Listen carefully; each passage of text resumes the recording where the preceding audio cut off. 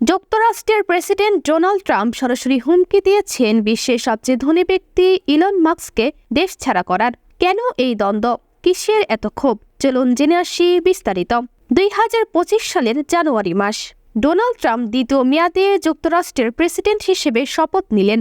ক্ষমতায় এসেই তিনি একটি নতুন দপ্তর গঠন করেন, DOGE।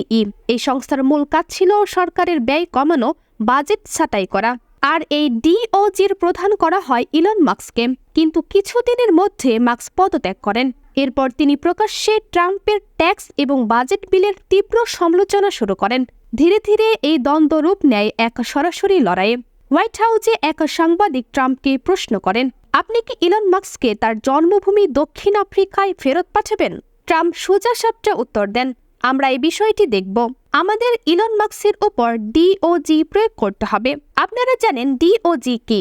এটি হলো সেই দানব যেটির ফিরে যেতে হবে, যা ইলনকে খাবে। এটি কি ভয়ানক হবে না? এ সময় ট্রাম্প আরো বলেন, ইতিহাসে ইলন মাস্ক সম্ভবত সবচেয়ে বেশি ভর্তুকি পেয়েছে। ট্রাম্পের এই বক্তব্যের জবাব আসে তৎক্ষণাৎ। ইলন মাস্ক জানান, সরকার চাইলে সব ভর্তুকি বন্ধ করে দিক, কোনো সমস্যা নেই। এরপর তিনি আরও এক ধাপ এগিয়ে গিয়ে বলেন, যেসব রিপাবলিকান ট্রাম্পের ট্যাক্স ও বাজেট বিলে সমর্থন জানাবেন, তিনি তাদের বিরুদ্ধে মিড টার্ম নির্বাচনে কাজ করবেন।